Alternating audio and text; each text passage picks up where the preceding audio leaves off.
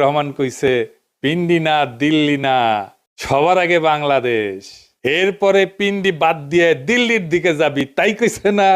এটাই হইতেছে প্ল্যান। তারেক রহমানের উপরে কি আস্থা ইন্ডিয়ানদের দেখেছেন?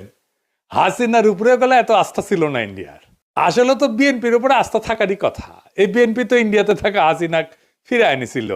এই বিএনপি তো 15 আগস্টের বিপ্লবীদের দেশ ছাড়া করেছিল। এই বিএনপি আরামসে তাদেরকে হাসিনার হাতে তুলে দিছে যেন ফাঁসি দিবার পারে। এই বিএনপি হাসিনার দুঃশাসনকে দীর্ঘায়িত করছে। ঈদের পরে আন্দোলন বইলা বইলা পুরা জাতির জীবন থেকে 16টা বছর কাইরা নিছে এই বিএনপি। ভরসা করেছিল বিএনপির উপরে। এই বিএনপি 2013 সালের 5ই মে খালেদা জিয়াকে সরাই নিয়ে গেছে মাঠ থেকে, আর মাদ্রাসা ছাত্রদের হাসিনার গুলির মুখে ফেলাই দিছে। তাছাড়া 2013 সালে হাসিনা জয় বাংলা হয়ে যায়। এই বিএনপি তার দুঃশাসন দিয়া 111-এর রাস্তা খুলে দিছে। ইন্ডিয়ার হাতে যে বাংলাদেশ তুলে দেওয়া হয়েছে, 111 হয়েছে, এ করিছে কে? বিএনপির করে দেওয়া জেনারেল মইনুল আহমেদ। অনেকজনকে টপকায় মইনুলকে করছে। এই বিএনপির মধ্যে আছে রয়্যাল লোক, আমার কথা না, বিএনপির শীর্ষ নেতা আলতাফ চৌধুরী বলে গেছে, শোনেন আর একবার।